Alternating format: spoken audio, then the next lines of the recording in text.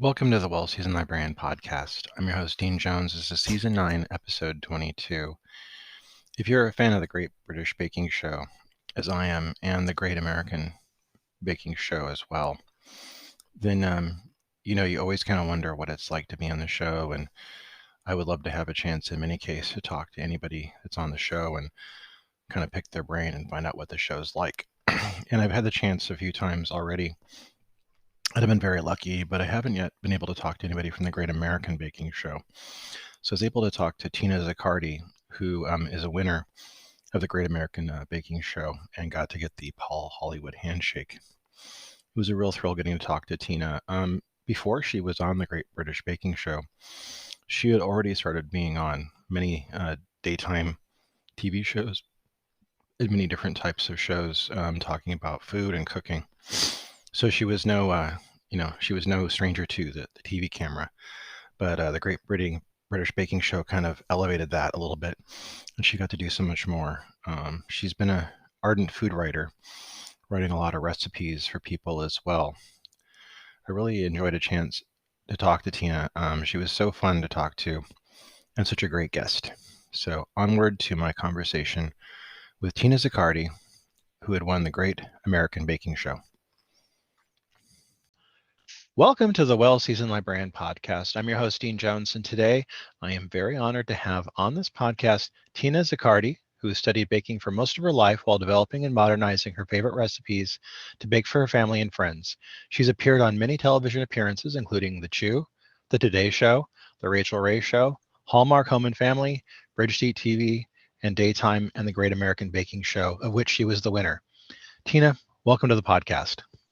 Hi, Dean. How are you? Thank you so much for asking me to be on. Thank you, great, and we're very honored to have you here. I have so many questions for you, but I always like to talk to my guest about the early years. Did you have any mentors in your family who kind of taught you cooking or mentored you in it or kind of introduced you to it? So it's a very typical story for me. I grew up watching my maternal grandmother and my mother both bake. They didn't do anything too complicated, but what they made was really delicious. And I love to watch them, and I love to jump in and help. And, from there, I just started trying things myself. And, when you started getting, oh, this is delicious, or the oohs and ahs from the family, it kind of gives you a little bit more confidence to keep going and try even, harder things. Now, I've heard you say that you're very interested in the background history of recipes. Where does this passion of researching recipes come from? So my grandmother, I'm from Italian descent, and my grandmother especially would bake a lot of different things. And over the course of the years, I was interested to know where they came from. Like there's one cookie that I make, the Anginetti cookie, and some people call them lemon drops, some people call them sprinkle cookies. They're, you can find them in any Italian household or at any Italian function, be it a wedding or a baptism or whatever. And you talk to 10 different Italian grandmothers and you'll get 10 different recipes. And I thought that was really interesting that depending on who your family was, where you came from, the recipe would always be just a little bit different. I love that. It's kind of archivism, but in cooking form. Yeah. Now, you've been writing recipes on your website for the public for quite a while. What has been the feedback from your fans regarding your shared recipes? Have you been able to connect with any of your readers? So yeah, that's actually one of my favorite parts of this whole process. I don't have that many recipes. I have a few. I'm kind of holding some back and hoping to write a cookbook one day. But the recipes that really bring me the most joy are some of the Italian cookies that I make. And a lot of the feedback I get is, wow, my grandmother used to make these, or this is so great because through the passage of time, or, people passing on and, houses getting cleaned out, people lose recipes. And, they're so grateful that, there's a recipe out there that they can make. And, some of them even tell me this is just like what my grandmother used to make. And that just makes me really happy. So now for the question that I've been dying to ask you about, and I think you anticipate what that is. You were on season 4 of ABC's The Great American Baking Show. Can you talk to our podcast listeners about what this must have been like for you when you got to find out that you were going to get to be on it and when you got to be on it? So yeah, it's a long story. So I mean, I grew up watching, Julia Child, The Galloping Gourmet, and then I started watching the Food Network when that came, into play in, mid 90s. And, it fascinated me to watch people, bake on television or cook on television. And this must have been about 2015, flipping through the channels on the TV one Sunday afternoon, and I come across PBS and I find a rerun of one of the British Bake Off seasons. And it just sucked me right in as a baker, it was just such a lovely format. I love the people.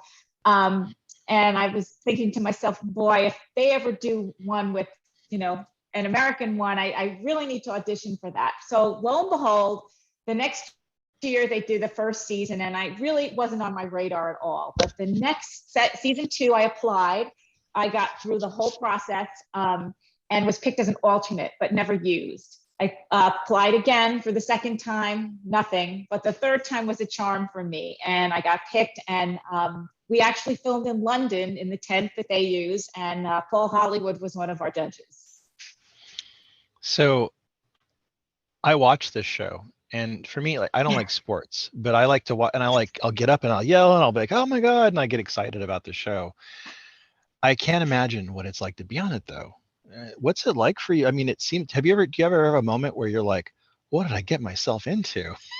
Yeah, it's something that I've wanted to do. So there is a little, you want to be there, but it is a stressful, semi-stressful environment. I will say that they gave us an appropriate amount of time to bake what we needed to bake. I mean, without making too many mistakes. It's not, make me, 1,000 cupcakes in 30 minutes type of challenge.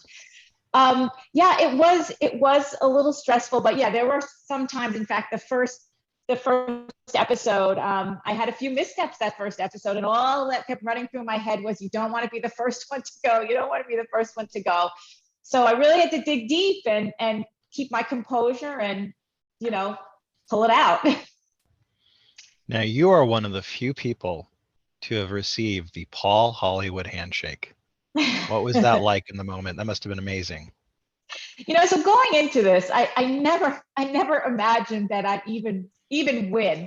My couple of goals was just not get, eliminated first, the rule of any reality show, you never want to be that first person. Hoping for a Hollywood handshake and maybe a star baker. And, when that handshake finally came, you're just so not expecting it, but it's such a huge thrill that you can't help but just be excited about it. Now, you weren't just on the show, you won it. What was it like when you got the news? I mean, when you found out you won, how did that feel? So, going into that last final round, I had 2 awesome bakers that were with me, and it could have been any one of the 3 of us. And, you never think that it's going to be you, and you're standing there waiting for them to announce your name, and you're so sure that it's going to be somebody else's. You're just not even prepared in that moment. Like I tell people that after they announce my name, for the first 10 or 15 seconds, you kind of don't remember what's happening to you, because it just hasn't even sunk in and you just can't believe it.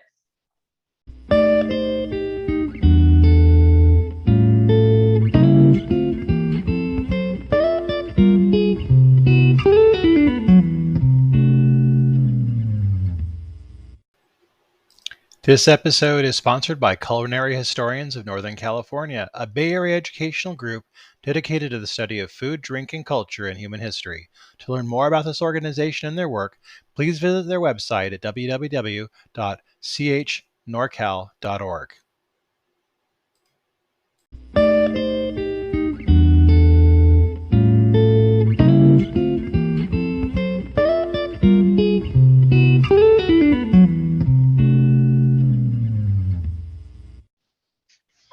So you're no stranger to television. You've been on a lot of different TV shows.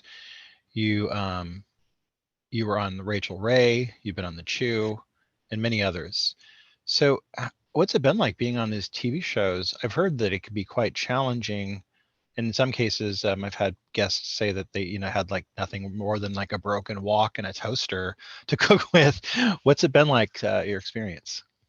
So the experiences that I have on actually all the shows have been nothing really but positive. So the Rachael Ray Show and the Chew I did before I even auditioned for the Great American Baking Show. For Rachael Ray, it was actually a burger contest, and I actually won that, which was amazing. And we got to actually we were off to the side. We were on the studio, so the audience is watching us the whole time, but the camera's not on us, wasn't on us the whole time.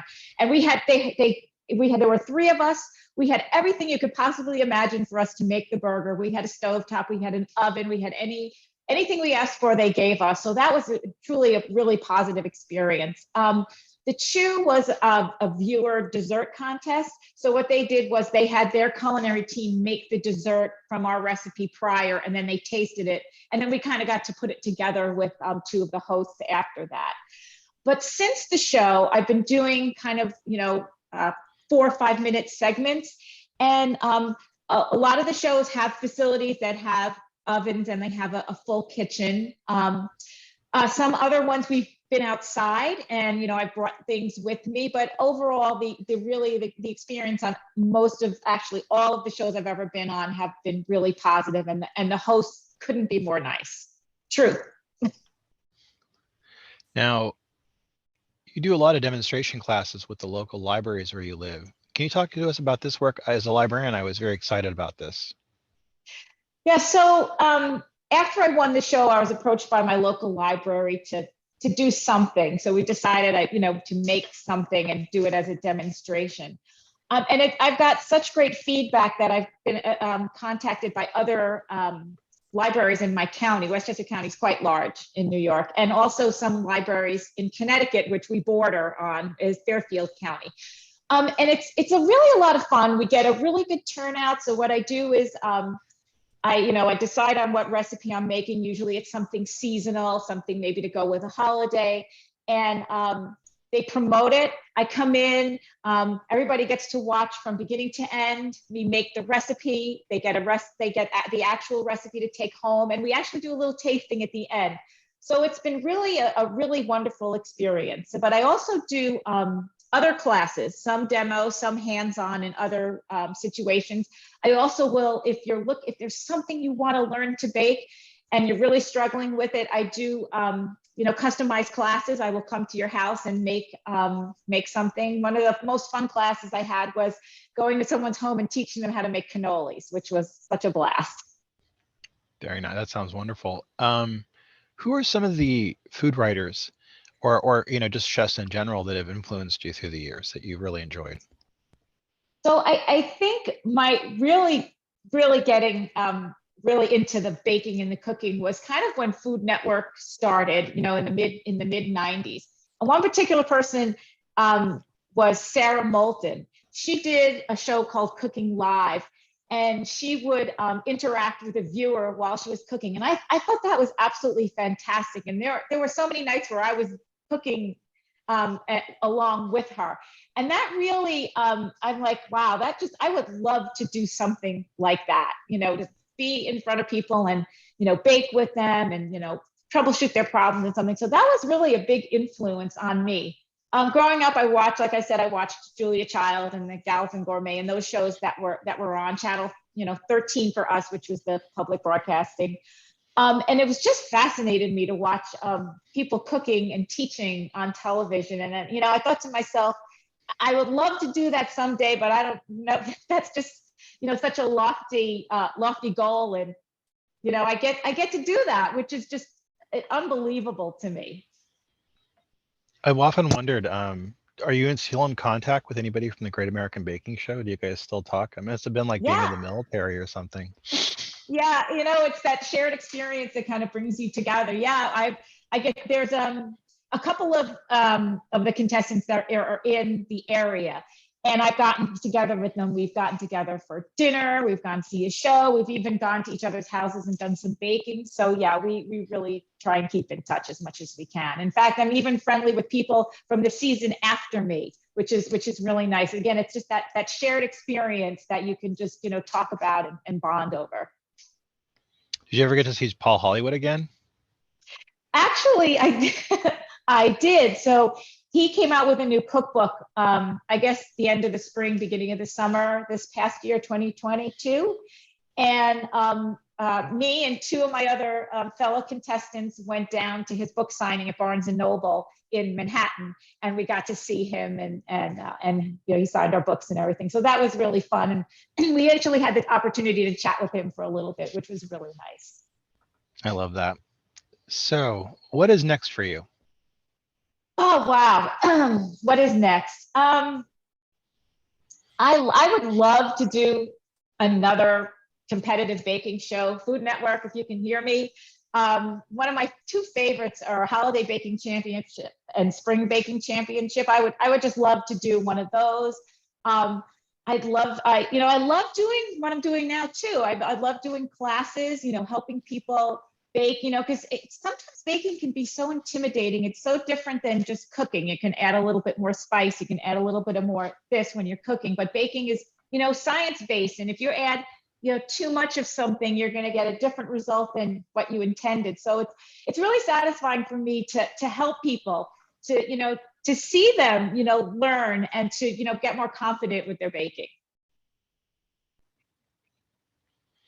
Tina, I want to thank you for being on the podcast. I really enjoy getting a chance to be able to talk to you. And I really hope that you can be back on the program when we talk about your cookbook when it comes out. Yes, thank you so much, Dean. This was really, really a pleasure. I love to, talk about anything baking at any time. Thank you. And we'll end here. Thank you for doing this. I've really enjoyed getting a chance to talk to you. Oh, thank you. Yeah, this was fun. I always love, like I said, I always love to just, to talk about anything baking related. That was my conversation with Tina Zaccardi, who had won the Great American Baking Show. Hope you enjoyed my conversation with Tina. I really had a great time talking to her. We have links to her website in the bio. Next Monday, I'm going to be talking to Jerry James Stone, who has his own self-titled website, blog, Jerry James Stone. He's written numerous books as well, including such titles as Holidays, a cocktail cookbook for getting it lit on Christmas. He also has a YouTube channel that's wonderful and does a lot of TikTok and other things. I'm sure you've seen him on social media at some point. He's all over the place and he's very prolific. Just a wonderful person to talk to. He was so friendly and generous. I really had a great time talking to him. So that's going to be on Monday. Check that out then. Hope you're all having a really great week and maybe had a chance to try out a recipe from somebody that's been on the program. Until Monday, keep on cooking.